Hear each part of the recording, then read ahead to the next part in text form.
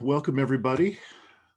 My name is Dean Walker, and this special focus study group of Ecodharma, Buddhist Teachings for the Ecological Crisis, written by David Loy, is conducted by Tim Remple, who on my screen is in the upper left. I don't know where he is for you. And I'm here to just speak a little bit about the logistics of things, as well as being a participant myself. So I just wanted you to get used to my name and my face. And so if you have questions at any time during this series or something that I can help with logistically, please don't hesitate to be in touch with me. You will have seen my contact information in any of those letters that or the emails that you've received with all the information about where you find the recordings and that sort of thing. So a little bit about the container of this is a website and a program called Living Resilience and Deep Academy. And that's something that a number of us on the screen, including Tim, are participants in that, being a collapse-aware community offering. So people who are aware of either present or coming collapse of human or earth systems. And this is meant to be a way of supporting our learning and growing together in that community. And so it is with great pleasure that I hand it over to Tim. And if you, again, have any questions for me, you can, of course, chat me directly. And you're also welcome to use the chat to communicate with each other during these sessions as well. So welcome to session 2 of what I believe is 9 total bi-weekly sessions with Tim. And Mr. Remple, you're on. Yeah, what I figured we'd do, just basic layout of the evening, just real quick before we do sitting for a few minutes, is first sit for 5 minutes, just, kind of settle and be here and practice that just a little bit. Wanted to reserve kind of about 10 minutes after that to talk about meditation and sitting and topics like that, and kind of have a slot like that in each of these sessions. Not this time, pretty free form, just a little bit of a discussion. Any experiences with sitting the last couple of weeks? Anybody wants to share anything, a minute or two about that sort of thing. In coming sessions, I want to include some other kind of meditation topics in that segment of the agenda. One thing I want to get into, one of the sessions in particular, is metta and tonglen, which is a Tibetan practice that's related to metta, which is really heart focused. And I think that would be a really good thing to cover. Another time I've got a little bit of stuff from Unified Mindfulness that adds on to what I covered in the first session. And let me just reference that I'm not going to go through any kind of detailed instruction. That's all in the first session. So if anybody hasn't seen that, wants to go back and look at it, that'd be perfect.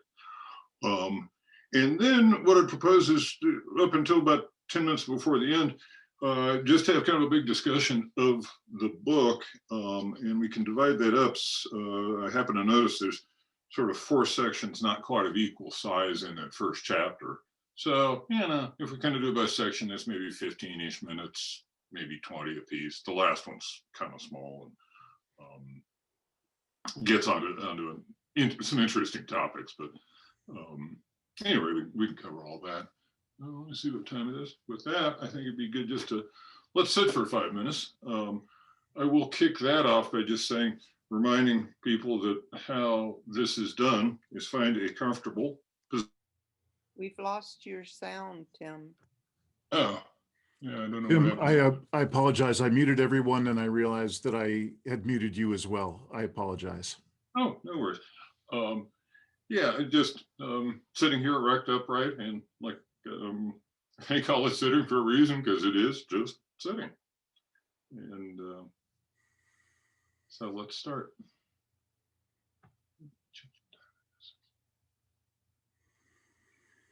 You can have your eyes closed or open as you prefer.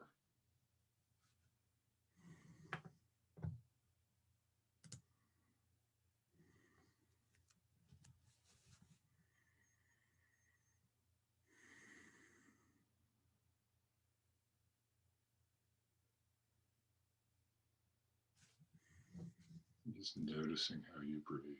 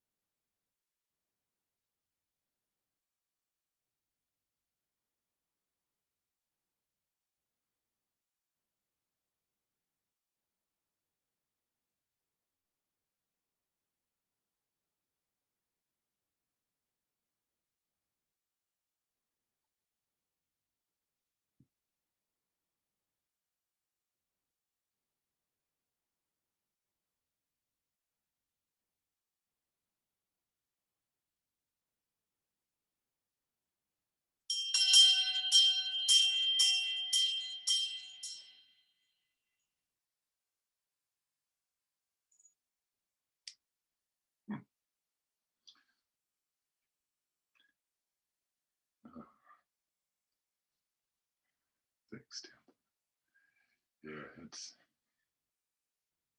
a nice, I find it a nice way to arrive, even just a few minutes of that, really kind of settling. And another thing that we can experiment with a bit of, based on what people feel and want to do, even on a short meditation, different traditions are guided kind of to different degrees, is at least the way I think of it, what I've seen in Buddhism. And guided meditations can be very interesting. If you're doing longer ones, you can kind of guide in and slowly have the guiding get further and further apart, and then till it's just silence. That works in, say, a 20, 30-minute kind of format, for example. So we can play with that a little bit. I guess one question I had was just if anybody had any questions about sitting meditation and kind of meditation in general before we dive into, the chapter in the book.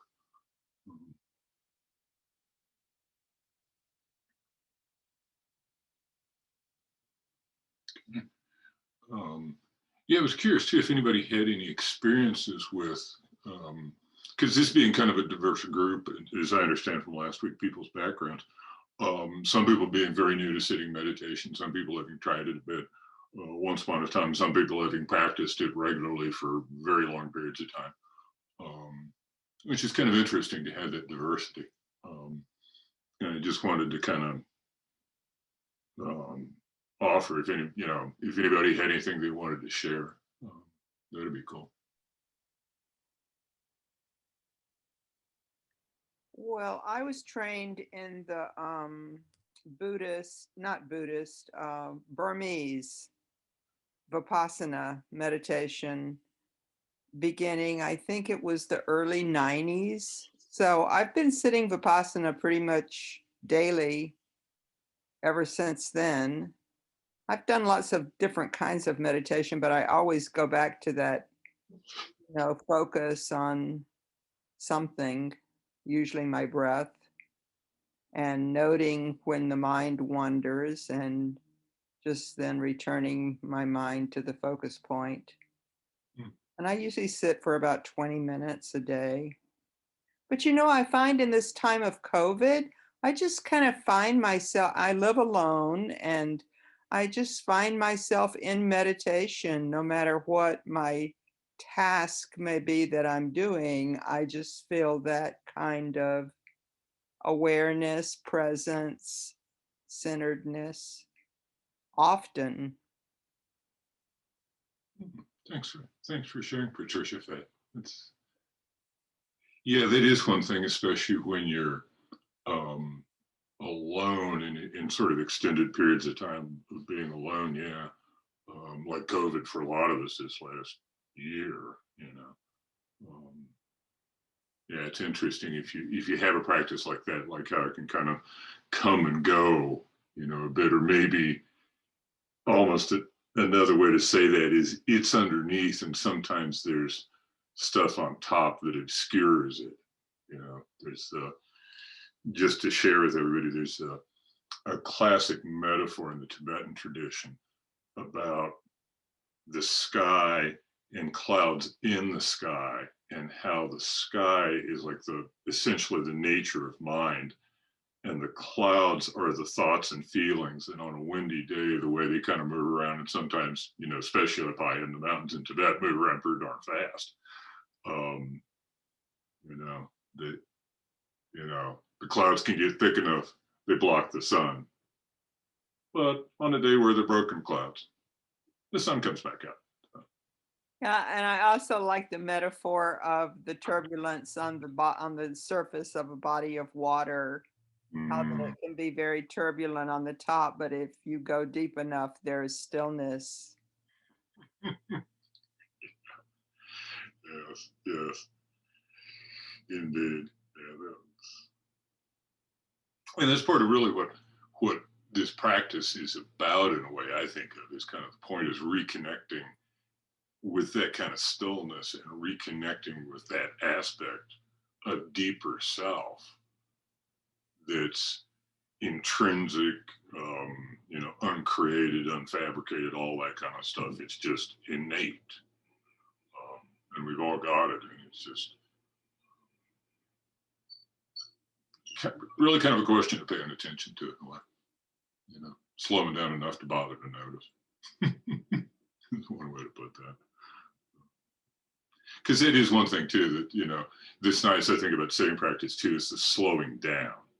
The thing is, and slowing down, and the other thing I heard an insight teacher mention the other day is slow down and sort of, you can deliberately just kind of exhale and set your burdens down. Because rest assured, they'll sit there and they'll be ready for you when you're done meditating to pick back up. Right. It's like you can actually allow yourself to park them for a minute or two, sometimes 20 minutes even, or 30. Which, you know how that is in modern society. Lord knows we just sometimes they're so go, go, go, go, go, go, go all the time. It's like, oh, life on hyperdrive or overdrive or some such thing. So anyway, yeah, maybe let's talk about the book a little bit. Like I mentioned earlier, just kind of what I was saying we could do is just kind of, in a sense, kind of step through or at least talk about sections of it in the first chapter. Because it is sort of interesting, the first chapter, there are sort of the different sections in there are kind of layers of this whole thing. And the means versus end one versus the first section that's really more just about the situation. And I was curious if anybody else reading through that first section, it's like Dean mentioned, the whole container of this is for the collapse aware community, deep adaptation, all everybody who's in that diaspora, as it were. I was wondering, for the folks on the call, in this first section was in, for really collapse aware people, a lot of this is, yep, know this, know this, know that, know this. It's a good recitation of issues. But I was curious if anybody, learned anything or found anything astounding in that section. I mean, I'll kick it off, I guess, maybe offering one that I found kind of astounding. First, I thought it was, kind of a tiny bit of background. I thought it was really good that David brings up the overpopulation thing because, that's definitely, from my point of view, a piece of the whole situation. And by the way, the kind of recitation of issues, if like, I mentioned in the first session, I'll be real quick about this. I was involved with Extinction Rebellion in the US in 2019. Did public talks of offering the talk, which you can go find YouTube videos of those. Gail Brooke, I think is her last name. I'll have to go double check. Yeah, it's Brad Brooke. Yeah, has the classic one. The one I really like is the recording of that talk that George Monbiot from The Guardian was in. And it's just brilliant. And George is funny and brilliant as usual and very British. And I just love that recording of that.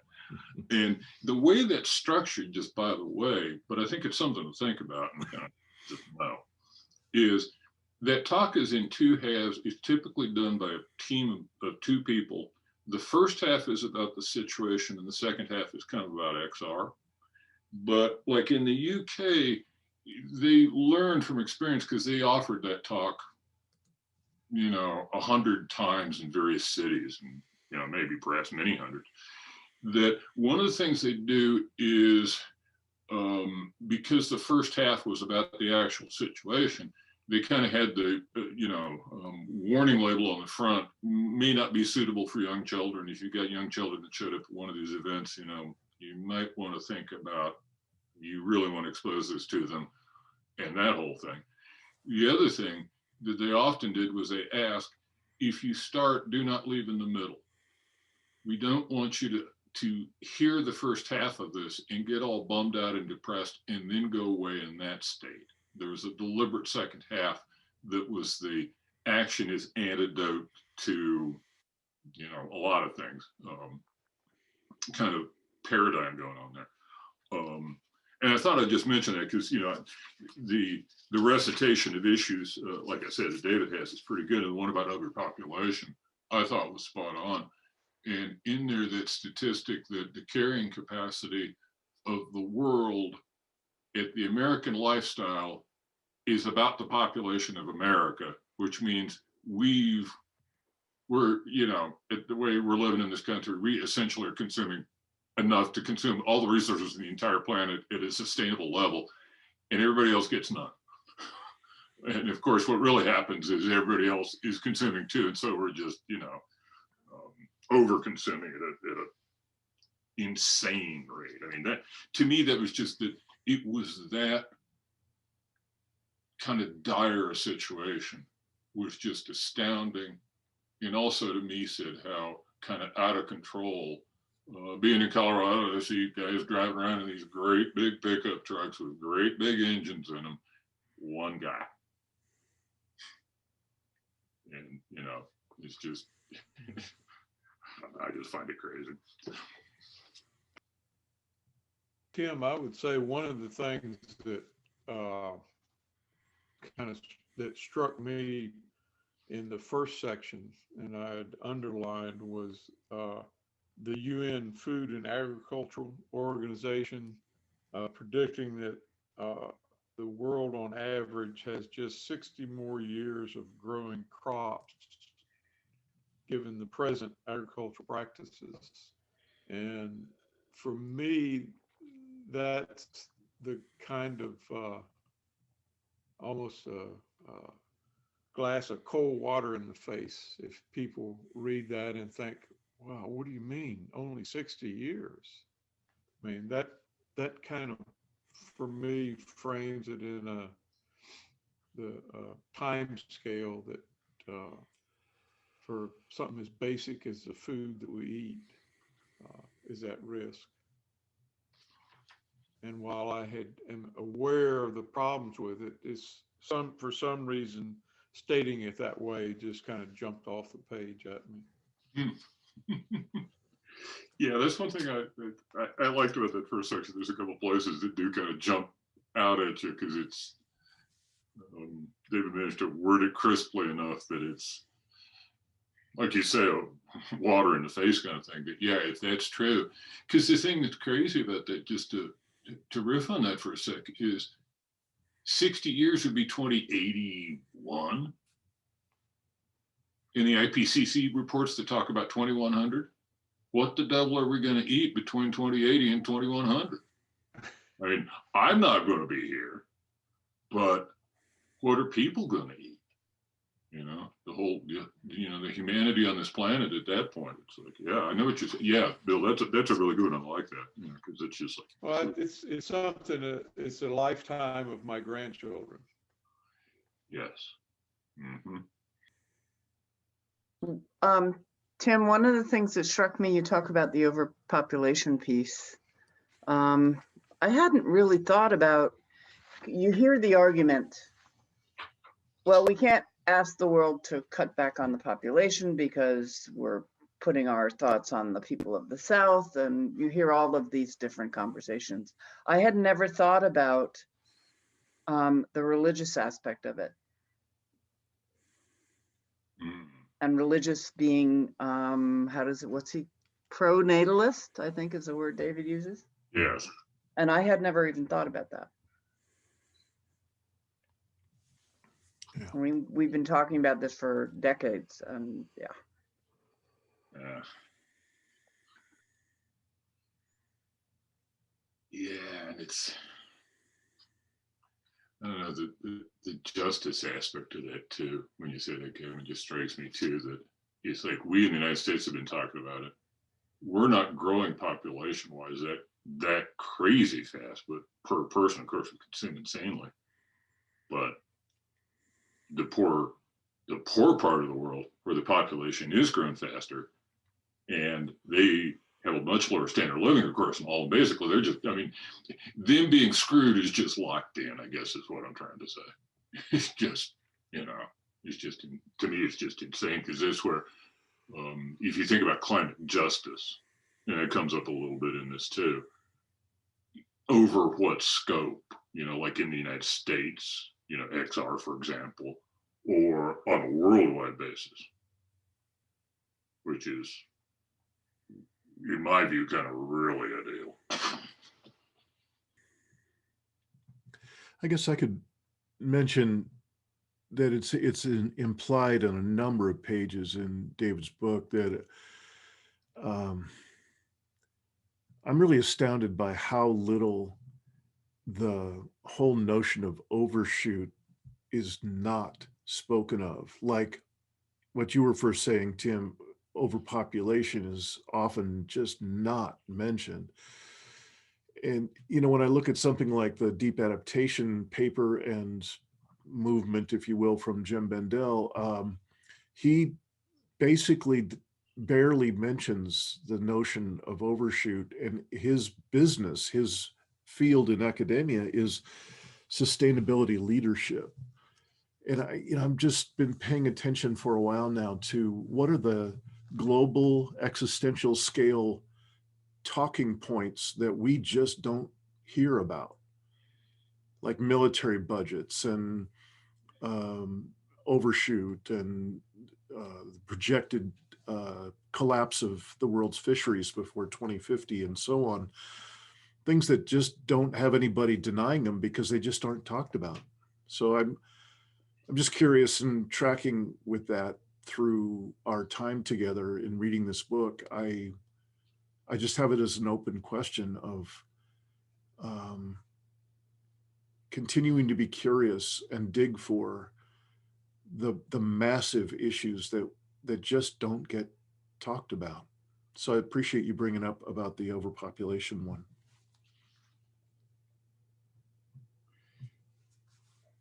Yeah, I think I know what you're saying, Dean, too, because it really is the kind of the cone of silence from the old TV show way back in the day. Mm-hmm. Like, and that's one thing I've noticed, that corporate media has figured out the ultimate form of propaganda is just don't say anything about it. It's not lie, it's omit. Just mm-hmm. never mention. And then flood the airwaves with everything but that. Mm-hmm. Yeah.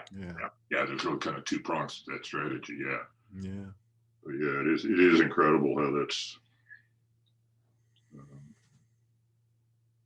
not mentioned much. Yeah. And you'd sort of think, with the corporate media being so dedicated to inciting fear in all of us, that they would use this material. Yeah. I guess the only thing that I've figured out, Patricia Fay, about that, because I've asked that question too, is at the heart of that, of bringing up that point. It's very difficult for me to imagine bringing up that point without mentioning the impossibility of infinite growth on a finite planet. It's just too basic, too clear a conundrum that the business as usual paradigm couldn't survive with that simple impossibility. The end of capitalism. Public. Oh yeah. Yeah, and that's where at the very end of that first section, he gets into the thing about our collective preoccupation with never-ending economic growth and consumerism, and how it's incompatible with the finite ecosystem of the Earth, which we're only a small part. And it's like, yeah, and that's where my cynical reaction for Patricia Fay was that they don't tell us about this because they're afraid it would scare us. And what we need to do above everything else is what W implored us to do at one point after 9/11: keep shopping. Keep those wheels of commerce turning, constantly so. You know, in Tibet they have cylinders that have prayers on the outside, and sometimes I'll show you a picture. Yeah, and they spin, and you can walk by and spin them, and as they spin, it supposedly offers the prayers and all. Yeah, it's like the equivalent of it in the consumerist society is just the continuous spinning machine, you know. Yeah, let's see how we're done on time. Yeah, in a way, it's interesting too. We're kind of segueing too into some of the stuff of the next section. You know, that really does get into, you know, it's like on page 32, the perversity that traps us subordinates the natural world to the goal of profitability. And it really is the whole, you know, profit is our true religion, profit is our true God, you know, that kind of thing. Don't mean to offend anybody, but, you know, it's like that's really what's important is profit, and corporate profit in particular, and, you know, and that profit, you know, because it's interesting. Then David gets into the whole thing about money in itself is worthless, and you know, and it kind of hammers the point home pretty hard. I noticed, like on page 33 there, where it's in italics, that sacrifice everything real for a symbol worthless in itself. Exchanging what is most valuable for something that is in itself has no value whatsoever. Yeah, it's all agreed upon.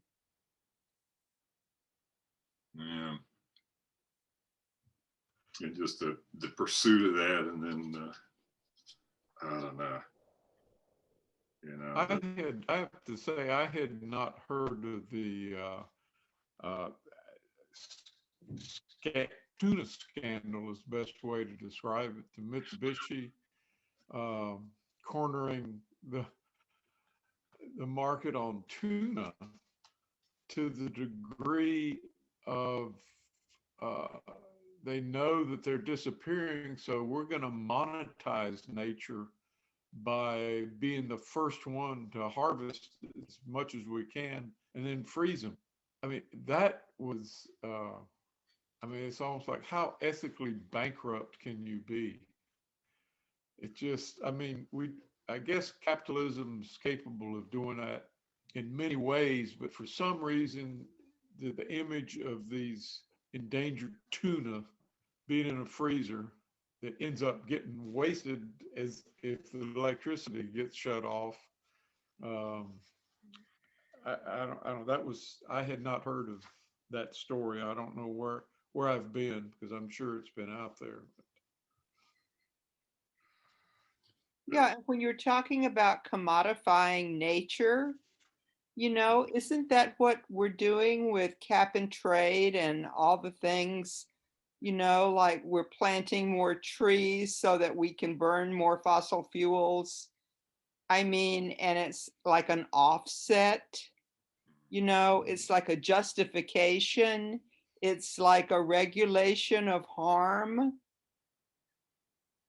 yes, yeah, and I saw an article recently in the Guardian that was talking about that all the net zero emission stuff and carbon trading and all is just isn't going to cut it, because it doesn't really even begin to address the problem, you know. Yeah, that's one thing about, you know, some of this too. I mean, I don't know about the rest of y'all, but some of this gets too into the whole question of, well, you mentioned it a second ago, Patricia, economic systems and capitalism and all of that, and how far kind of out that direction, you know, is another aspect of movements, and some of them just don't even talk about that. Some of them kind of bring it up, but you know, it's like the business is usually the whole ongoing, you know, continuing economic expansion, consumerism, all of that, having the whole world move. That it's just, we're headed in such a I don't know, a crazy direction. And one that seems, that's another kind of one of those topics that, like Dean was saying a second ago, isn't talked about that much because a lot of groups just won't go there, won't touch it, won't take it on, just, you know. If they take it on, they're going to be accused of being socialists or anti-American or anti-European bloc, or they're going to be accused of being the bad guys. So a lot of this stuff doesn't get talked about because of that. My thoughts about the media is, okay, so now they've locked on to climate change and the devastation that people are actually living through. So that's because people are actually living through it, at least people in this country and maybe in Europe are living through it. Now it's okay to talk about. Now it's okay for us to try and figure out how we're going to fix it or how we're going to mitigate it with things like cap and trade and all that other stuff that is pretty useless because it doesn't really strike at the actual basic issues. And there's so many of them. I mean, David is very clear. There's so many aspects to this that nobody ever hears about unless they're actually looking for it. So I have to acknowledge, I have not read the book. I do not own the book. My library does not have the book.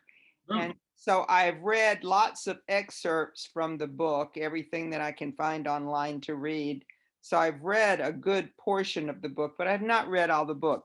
So I'm curious to know, for those of you who have read the book or are at least ahead of where I am in reading the book, do we get to the light?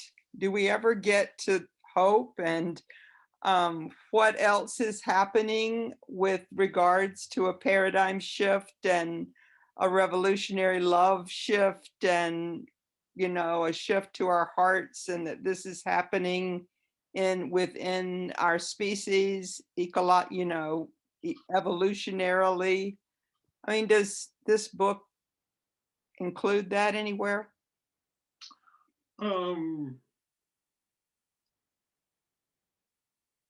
Yes, although I guess the only caveat I'd put on it that comes to mind immediately is that it's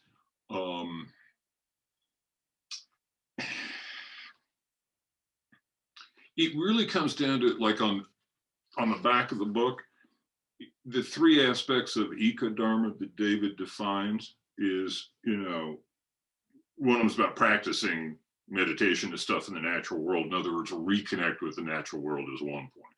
And that's a very personal exercise. Because it's Dharma, there's the aspect of exploring the ecological implications of Buddhist teachings. So it's really looking at ecology through the lens of Buddhism, if you will, and looking at Buddhism through the lens of ecology. I think of that as kind of a both-way thing there. And then really the punchline of the deal is sort of embodying that understanding in eco-activism.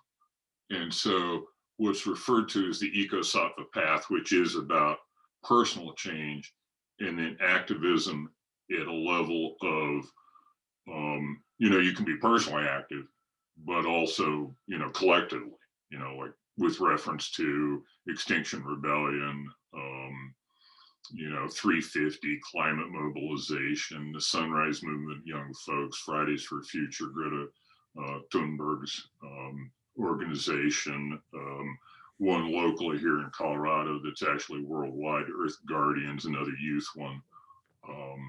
Most of the people in Earth Guardians are barely in their 20s. And they deliberately do a cohort of really young folks. Dean? Well, Patricia Fay, I'm not much ahead of you. You know, I've got the book and I'm reading it, and so I don't want to pretend like I know the punchline at all, and I don't have any idea what he might bring in terms of possible solutions and so on. And I've got to say that in my work of coming to having a similar woke moment and doing my best to research and vet the disturbing information of our predicament, in which I did, and then wrote the book about it. I came to the same place as there's a quote he offers in the introduction section of the book, very beginning, and he's talking about a guy named Paul Hawken. I don't know if you're familiar with Paul Yeah, Hawken, but I'm a facilitator for Pachamama Alliance. that's right. I Great think I remember you saying that last program. time. Yes. But with Paul Hawken, he's got a quote from him here. Uh, I didn't know that he was a Buddhist practitioner. And the quote goes something like this: Buddhism as an institution will become much more engaged in social issues because I cannot see a future where conditions do not worsen for all of us.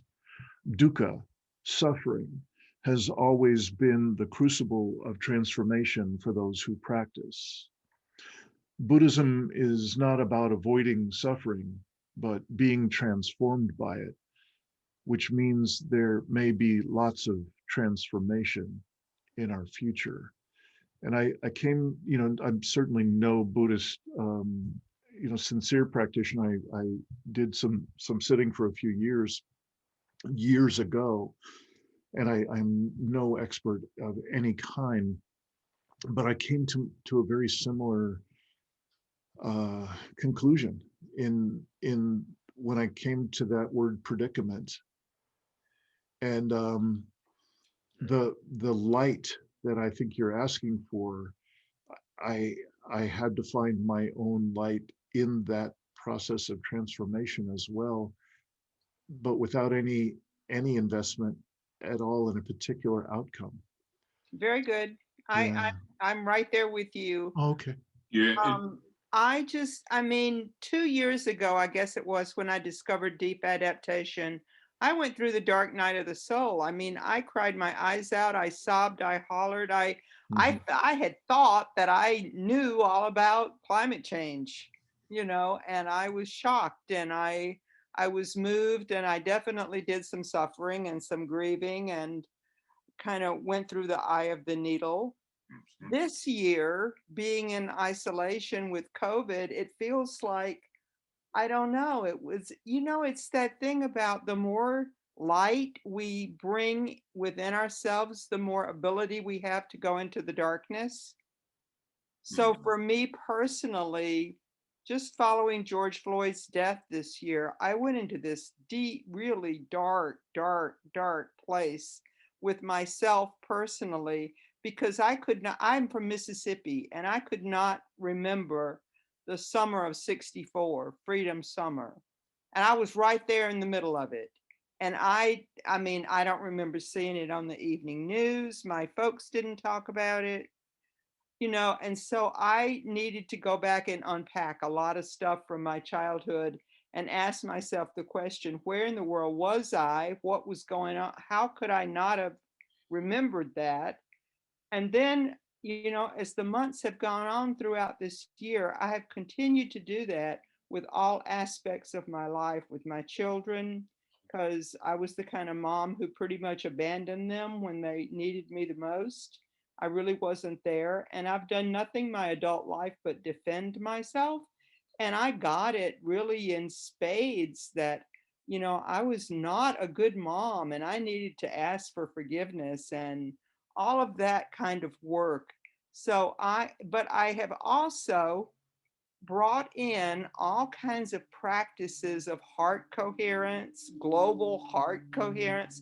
I mean, I must be on 4 or 5 Zoom calls, webinar things a day talking about humanity rising, Charles Eisenstein's work, going back. I mean, Dean, I even listened to 7 hours of Werner Erhard and Bucky Fuller the other day from back in 1976 when Bucky was telling us that we had everything we needed to have every human being on this planet live a wonderful life. If we were only, if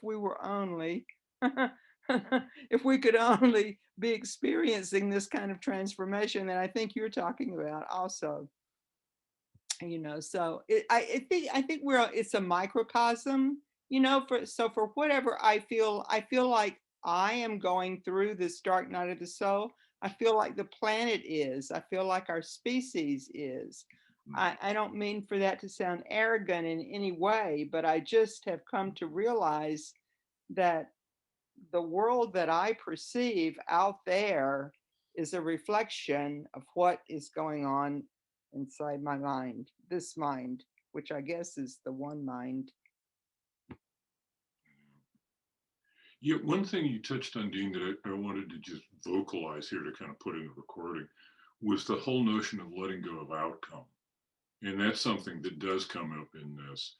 And in that sense, I think it's a deeper message than a trivial, hopeful message, you know, that's pumping sunshine and everything's going to be fine, or the technology side, you know, and David talks about it in the first section of this chapter, a tiny bit about how even all the technology stuff of carbon drawdown and all that sort of stuff, that somehow magically technology is going to fix it, enable us to keep doing what we've been doing, enable everybody else to join in to do that too, and above all, maximize corporate profit, continue to maximize corporate profit every quarter without exception.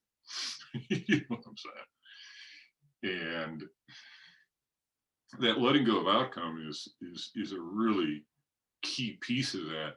You know, it is a message in this book. It's a message in the final chapter in Dara Jamel's Into the Ice book. You know, it's a real common message, and in fact, that's part of the whole point of the eco-sattva path that we will talk about in due turn in that chapter. Of did you pursue that path?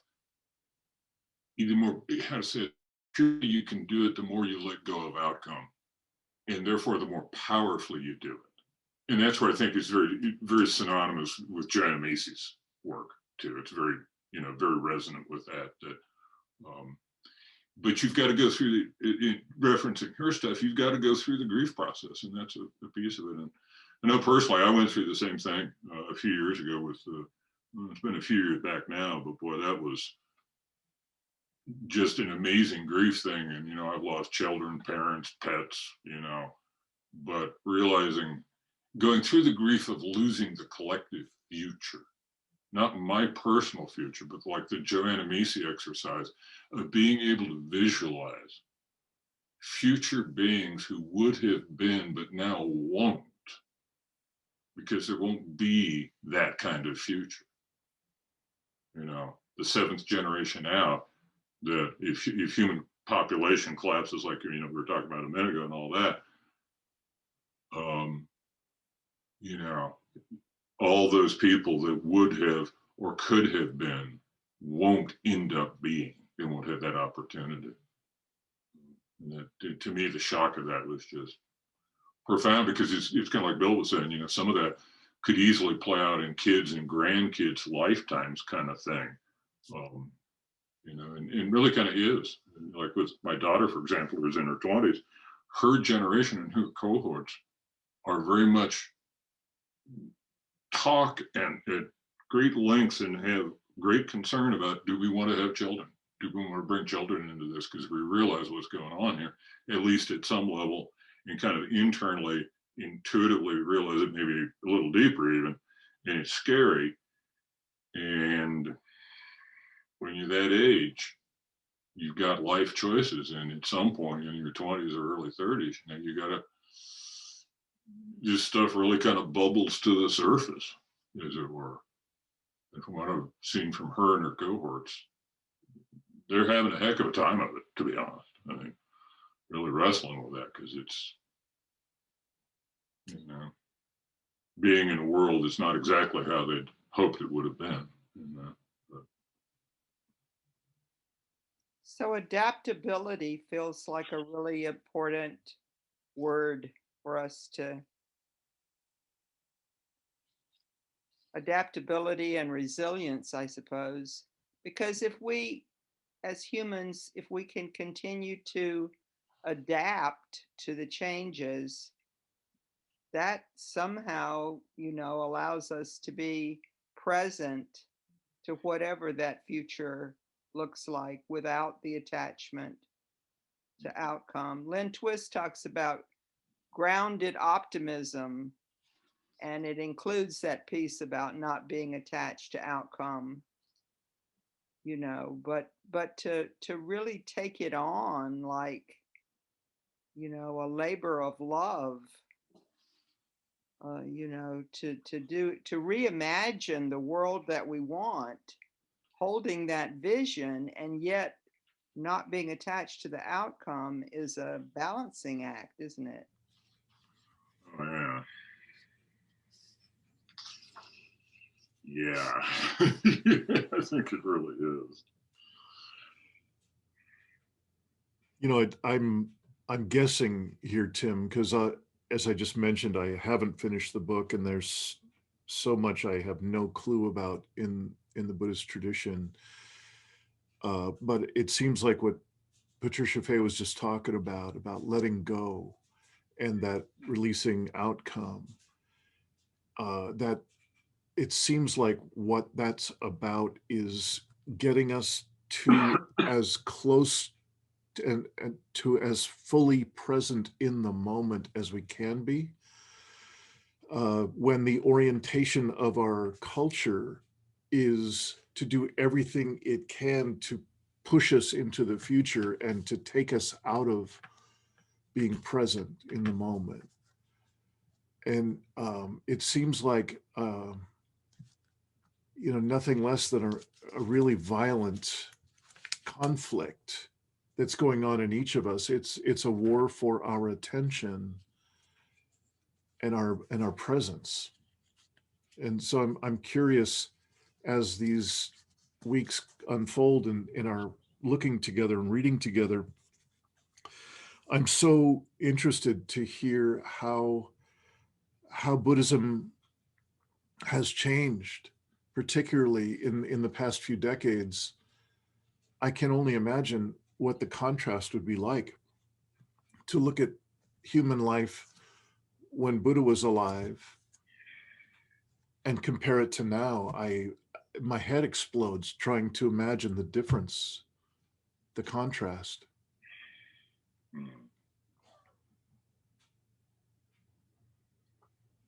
Yeah. Yeah, for sure. Certainly contemporary time is, and that's something that David does talk about it spots in here. Yeah, how that certainly traditional Buddhism and historical Buddhism, I guess I'll use that word, but better historical, is from a context, like you say, Dean, of 2,500 years ago in India, in a different society. In, the world was so radically different back then, just almost unimaginably different. The external world and society and all. The thing that's wild is what's not different is like human stuff. People still fall in love. People have always had emotions. People have always had thoughts. Yeah, unfortunately now we're kind of in this crazy stew of, it's like you say, we're just so ultra conditioned to be always toppling forward, so future oriented, or so stuck in the past. But either way, you never bother to be in the present. And you know how that is, and sometimes too, that's the thing of with practice at a personal level, is just noticing in your own mind how, it's like one of the jokes in Boulder about the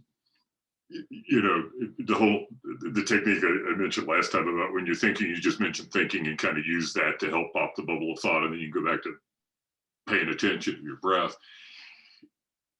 One of the kind of jokes was, another word you can use when you're really planning is the word planning, because you know how that is when you catch yourself and you're just all of a sudden cascade of thoughts, something came up, now I'm planning next Tuesday and thinking about, and then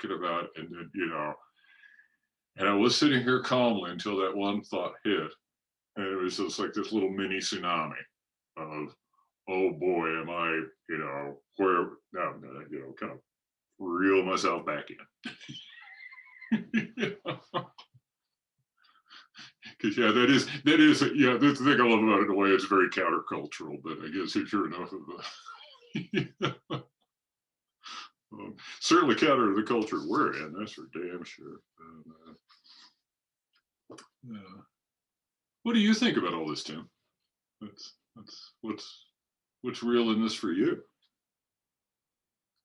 You need to unmute, Tim.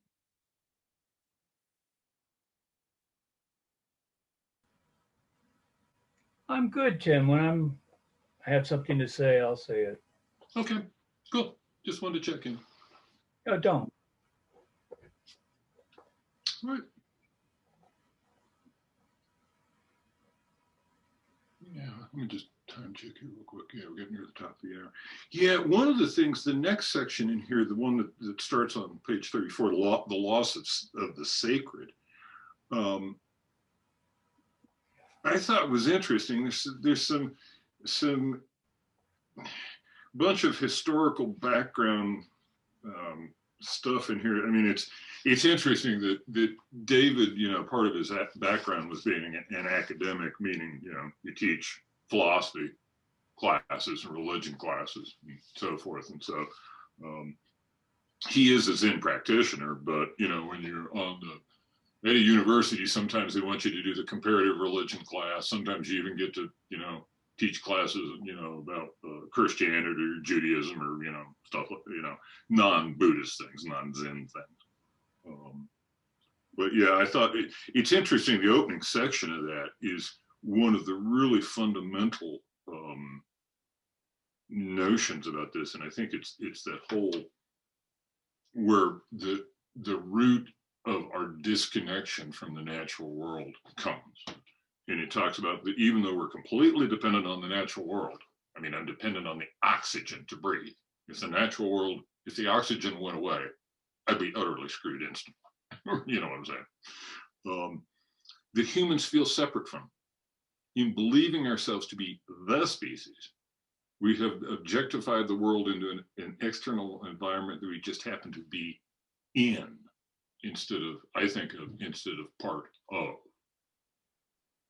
And that to me is like the craziness of Elon Musk, and somehow, I'm sort of in the environment of the Earth, but I want to go to Mars. Okay, one guy, maybe a small set of people.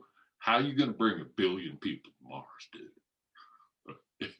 I don't know.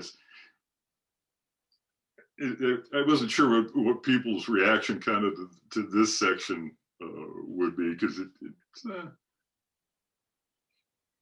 it's an interesting, very in a Buddhist text. It's interesting when they start talking about God, just because Buddhism is sort of not really, I think it's mentioned in here, not really exactly theistic or atheistic. It's just sort of looks at an entirely different aspect of things, has a different cosmology, is the way I basically put it.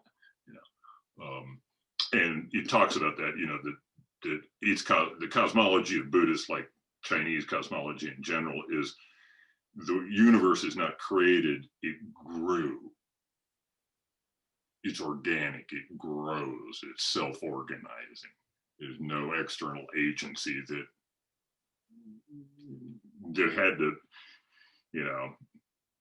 and certainly there's no focus on there needing to be an external agent that set that up, because that would be the limit of it. And he talks about the loss of the sacred too, in the sense of science, that is, the scientific view came along, it's like, instead of God being this active thing in the mechanical view of the world, well, maybe he was the master mechanic that back before time set all this stuff up and then pushed the button and off it went, and it was mechanical, and he's currently vacationing in some cosmic equivalent of the Bahamas. You know what I'm saying? Because once you set it up, you're done. There's nothing more to be done. You're done. And I don't know, just like I said, I was curious if anybody had any comments about this section, because it is interesting that Loy brings up some of this in his discussion of the modernity, if I'm pronouncing that correctly, that coming to the worldview that everything's kind of mechanical, and ultimately all of our lives and all that are basically meaningless. And The thing that I found, I mean, I like the fact that he puts all the sciencey stuff in here, that he brings that in, and how, like during the Enlightenment, we kind of became separated from the world, and some of that stuff is really cool. I kind of like some of that stuff, but I also understand that if I were to go into that fully, that it would separate me from the world, the way I think, the way I am, the way I am being. But what I found most intriguing about the chapter was how he leads into the next chapter, which is where I feel like the real suffering is.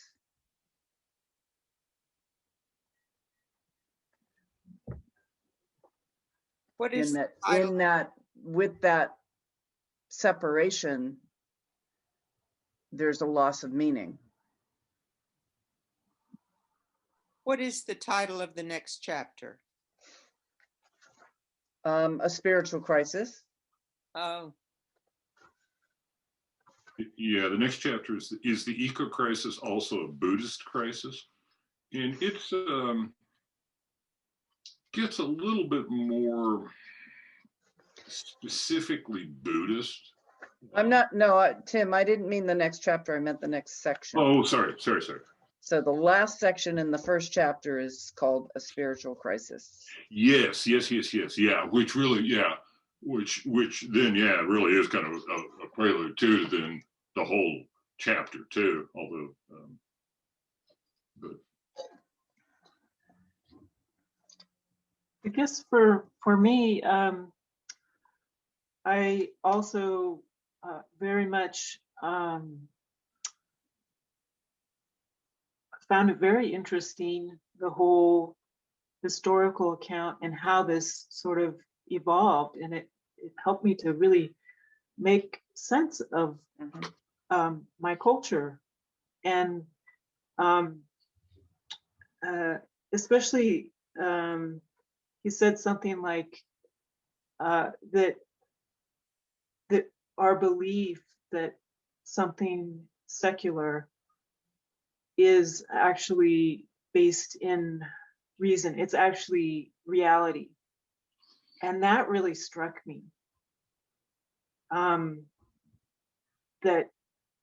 there's been this assumption of that being reality.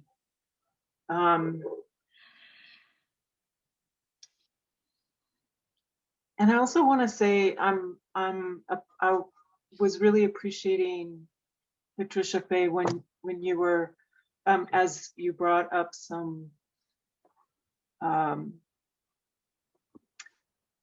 the regarding the heart, and this really I think it's pertinent for this section because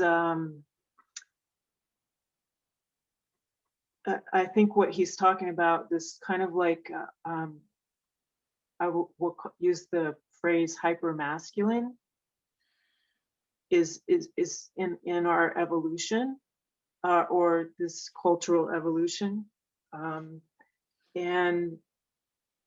it feels to me like what may be the transforming issue here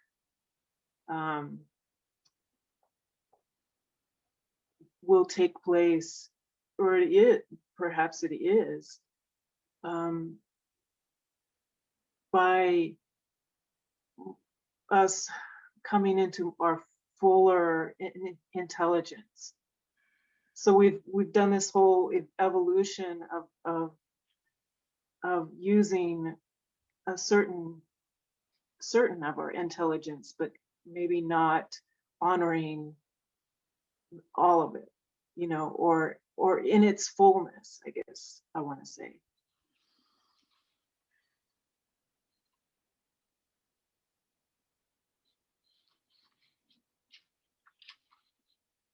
and the fullness being the joining of the divine feminine with the masculine.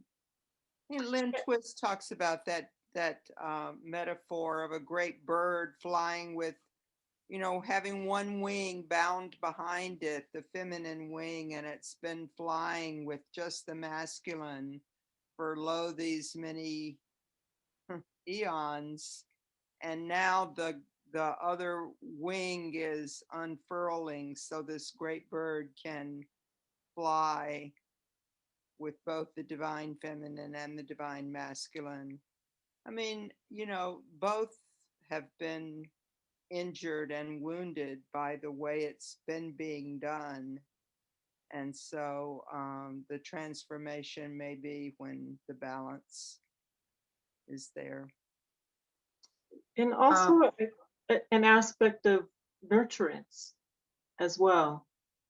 That we can't just come up with sustainability resolutions or things that resolve that, but there's a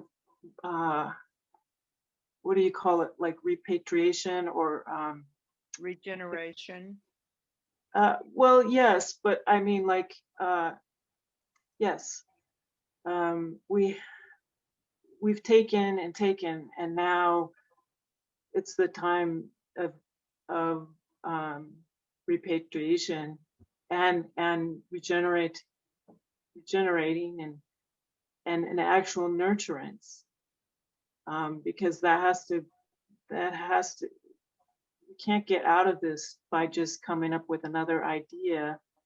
And I think it really calls for that deep caring. Mm-hmm. The great shift from the head to the heart. Exactly.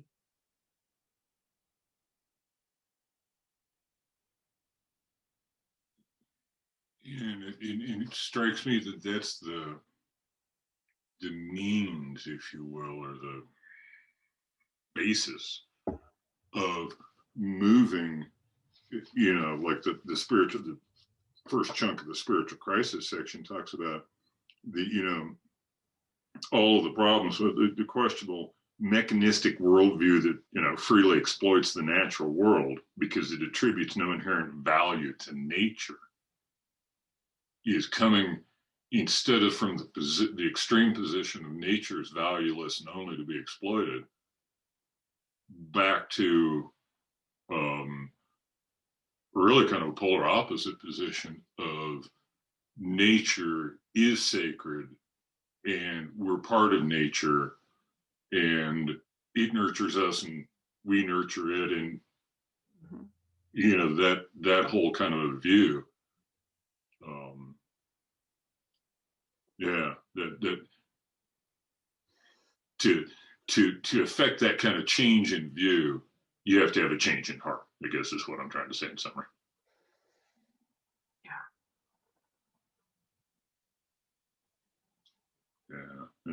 and that is one of the things about this, that, you know, one way, like, again, to kind of reference the Deep Academy stuff and all this, you know, the disconnection with nature and deeper self is, this is really, you know, some sets of practices that can help with that.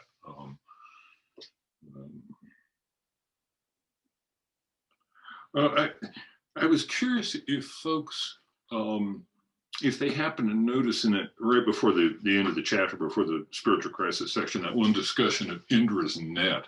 And I was just curious if people had bumped into that notion before. The holographic, is that the hologram and the fractal conversation? No, this is the notion that I think of it as it's a like, you can think of it as a multi-dimensional space. Like, first think of it as 3D with little jewels at every node, and ultimately you can see from every node to every other node. And then instead of being 3D, you do it in, you know, however many dimensions, you know. Well, that's what I meant by holographic. Oh, okay. You know, that within every single bead is the reflection of every other bead. Yes. Yeah.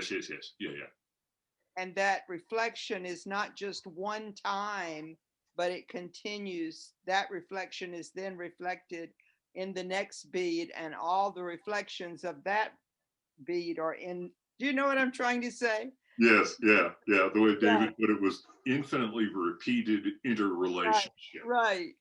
Right, which I thought was kind of a cool phrase. right. I remember So the image. when I think about the people around me in my community and what we're attempting to do, I often think of us as a part of that net, thinking that there's other groups of people in different places trying to do the same kind of work. So I use that metaphor a lot. I use that description a lot. That's nice. So I found it really great that David uses it in the book. It's a cool image. Oh, Well, I see it in the forest, how all these creatures take care of each other, all of creation, Mhm. and it's not separate from. It is the divine, and that's the thing is, I certainly grew up thinking, having that notion of all this separation, and there's such a density to it, and I feel like more and more people are opening up to deeper recognition now.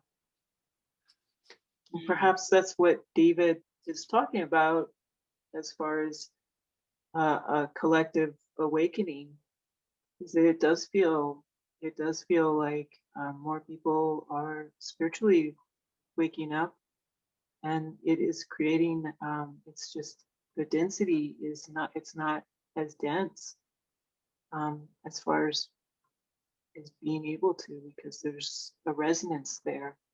You're not going to bump into more density. You're when somebody sees you, it's easier to wake up. Mm. Mm. That's an interesting thought. The reflection of the divine.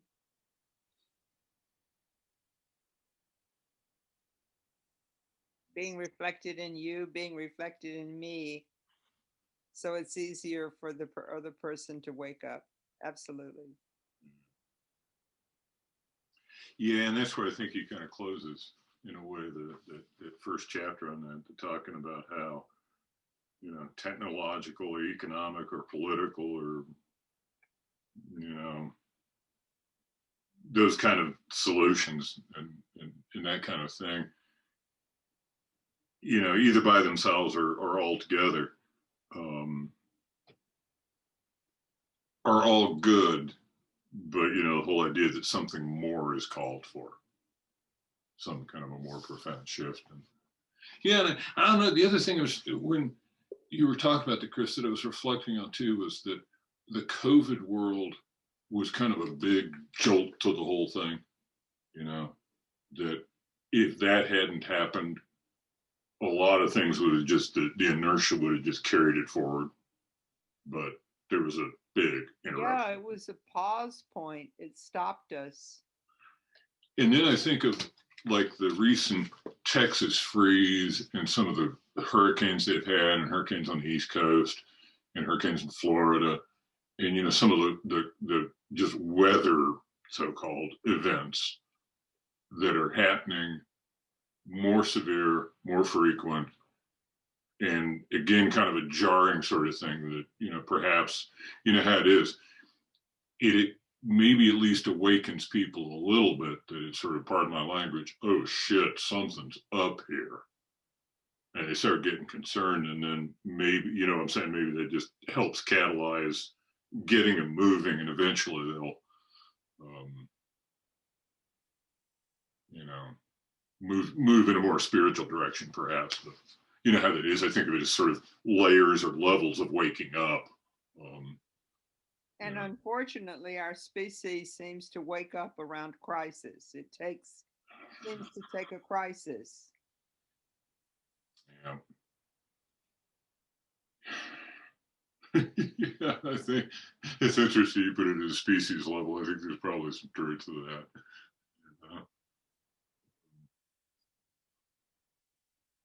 we're kind of set up, you know, like in McGilchrist, and, you know, split brain talking about all of that, that we really are kind of set up that part of our whole mental, you know, and brain structure is about scanning and looking.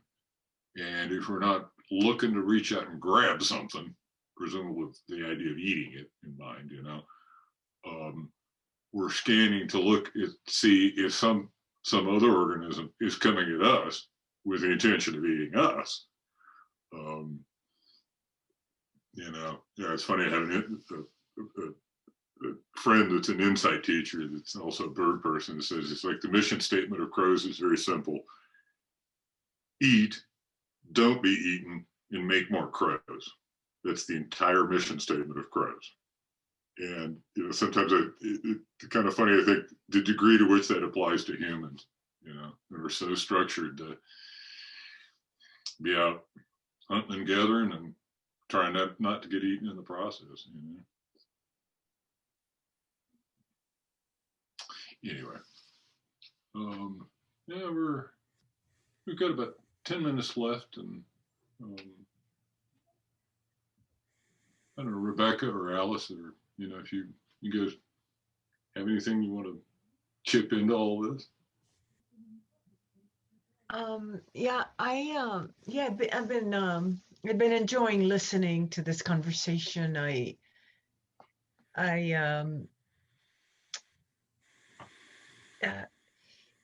think what I'm struck with in reading this first chapter, it was kind of juxtaposed to what I'm kind of circling back to the beginning of our conversation, to what many of you were saying, some of you were saying around how it is that we're not speaking about this enough, and the media is not giving all of this enough attention. And my reaction to this chapter was the exact opposite, and that is that, and maybe it goes, Tim, to what you said about recitation, you know, that he's reciting all of this. And so as I was reading this chapter, I was feeling so much resistance. You know, it's like, do I really need to read this again?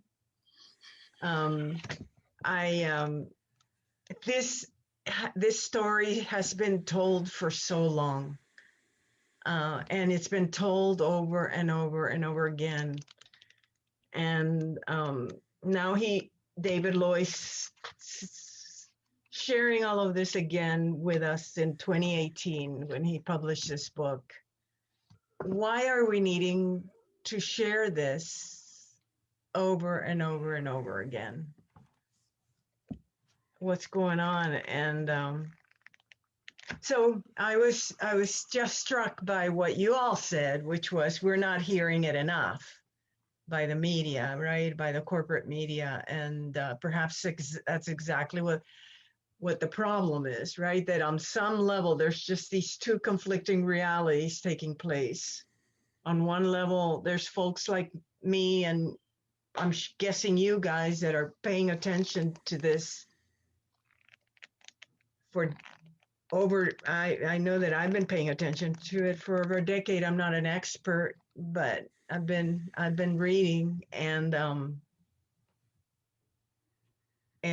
so there's that reality, and then there's this other reality of complete and utter denial that this is going on, and it feels a little crazy making to have some of us be waking up and talking about all of the stuff, the beautiful things that you all are saying around enlightenment and what's coming next, but then also we're asleep at the wheel. I think we're still talking about it, Rebecca, because we're just now getting together in these small little, what are we, 8 people here?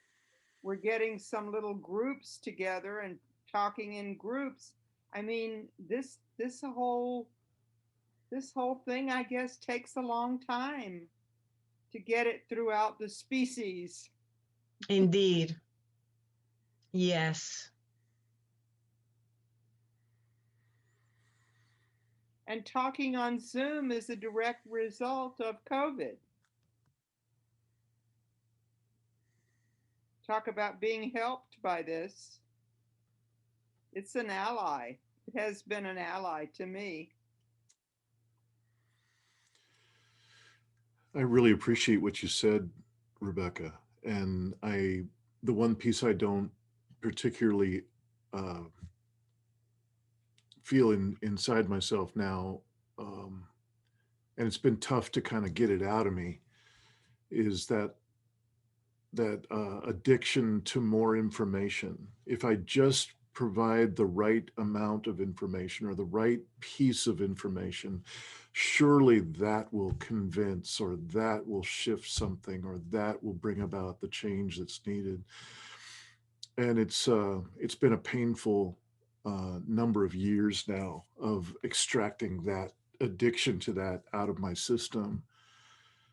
And just a few minutes ago, Tim mentioned a guy named Ian McGilchrist, who's a psychiatrist and a researcher about how our brains process. And that's where I've landed. I've landed in that there is no amount of content that's ever going to change anything in the system that's going on right now. In fact, what we have is a toxic flood of constant content that is a big part of what got us here into this state. And for me, how Ian McGilchrist's distinction about the two hemispheres that we've got, and we're so out of balance using the left one, which is the one that's binary and such a narrow focus, and from which it's so easy to get that constant profit-driven mentality. And that's the the supposed emissary, but it became the master. And his book is called The Master and His Emissary. And I'm just diving as deep into that distinction as I can of what is it that would allow me to bring myself into balance with those two hemispheres, or into an appropriate relationship, which appears to me to be reversing the balance, that it's actually our right hemisphere, the other one that is more based in relatedness, that is what's called for, and is the closest thing to, I don't want to say a solution, because again, it's just not about outcome, but in terms of being more alive and connected with the web of life, it feels to me like that's the path to go in. And I have absolutely no respect for anymore quantity of content. It's toxic. It literally, it's gagging in my system. Mm. Mm. I like that, Dean. That word gagging is just so visceral. And I can kind of envision it and feel it. And it's just like, you just can't swallow it, and it just keeps. Yeah.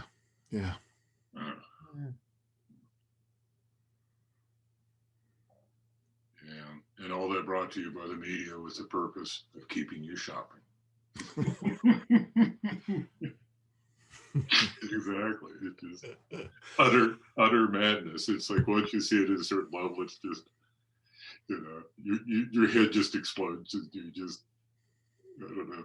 But in a weird sort of way, it's liberating, I find. Yeah, that it's like when you realize how truly mad it is, I think you're actually kind of beginning to discover a sort of sanity, or at least starting,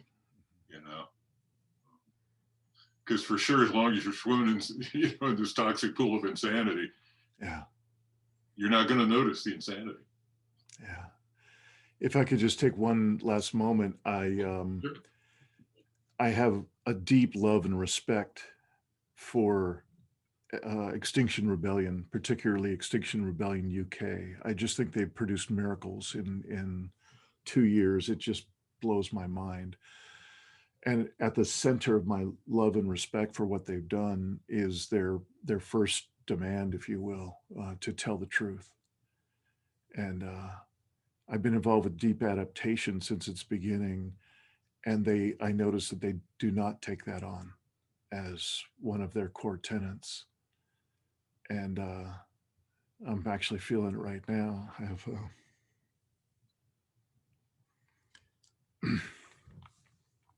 I have a tremendous amount of grief that it's not there, and that there's such resistance to having it there.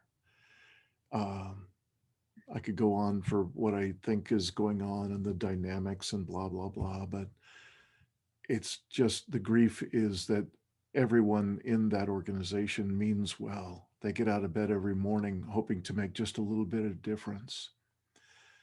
And to have something so core not present, it breaks my heart. So thanks.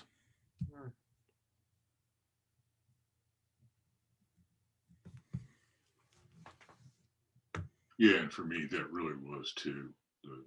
One of the things that appealed to me about XR was the first demand, especially. Before we get into the thing about, governments and, and all that, just sort of, yes, can the government tell the truth? Can the media tell the truth? But sort of, even at an individual level, and it's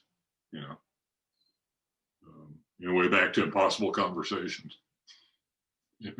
It's just kind of circles around in interesting patterns that way. Yeah, we're almost at time here. I was going to mention one just thing in closing, just real quick, a logistic thing. What I'm planning on doing, Dean had suggested, I think it's a great idea, that what I'll do is try and get out by the Wednesday we don't meet, round about there, Wednesday, Thursday, Friday at the very latest, for sure. Kind of any notes about the next chapter, or kind of prompts of things to think about.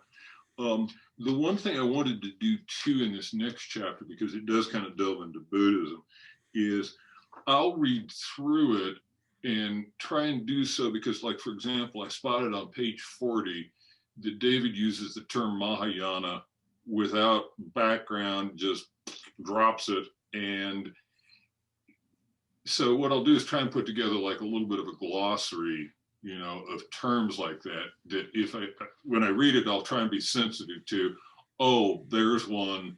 And if it's explained, no big deal. But if it's just used and not unpacked, put together a little list of those, kind of a reader's guide in a way, because that is one thing about the book. It doesn't attempt to be very tutorial in a sense about Buddhism. It's more, I'm going to describe it, descriptive, but maybe just a tiny, it just kind of assumes that the reader knows certain things and, doesn't necessarily bother to put a lot of tutorial stuff in a book this, of that many pages. So if I can help fill in that little gap, certainly my intention is to do so, because, and if there's questions people have about that next week, because I think of chapter 2 in here is just kind of the most technical, specifically about Buddhism in the book. Do any of you know of any places online where I could find a good synopsis of the book? I mean, I'm still looking for the book around me, but. Oh yeah, I don't. But let me take the action item to figure out if there are such a thing, or ask David, or. Thank you. Oh, you bet. Yeah. For all I know, David might be willing to send me a copy of PDF of the whole bloody thing, and. Kind of with the promise I'm not going to do anything stupid, and, with it. And if he does, because I have a Kindle version of the thing, and if that's something that I don't know if he'd be set up, and I don't know how, because there's all sorts of rights, and what I'm saying. I don't want to do anything too terribly illegal, but for scholarship. I appreciate. Yeah, let me work on that. So good. Yes, maybe we can just go around. What does too terribly illegal mean? Well, well, you know, I don't want to subvert all of like modern technology and bring down the internet or something really bad.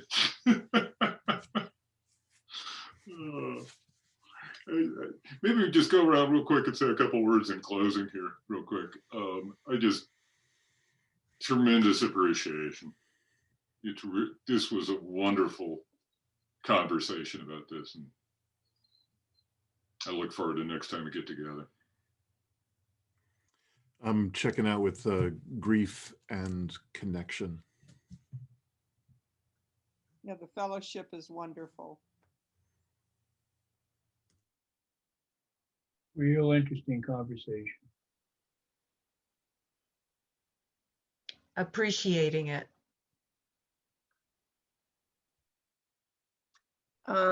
Curiosity and connection. Gratitude.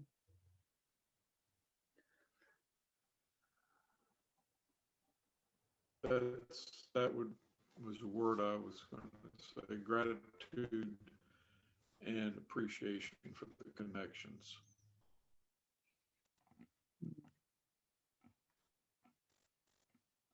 Well, thank you all for being here, and everybody take care, be well. You. Go get vaccinated if you're in the group that can and can get to that. And I will see all of you, I sincerely hope, 2 weeks from now. Great. Good night. Good night. Good night, everybody. Right.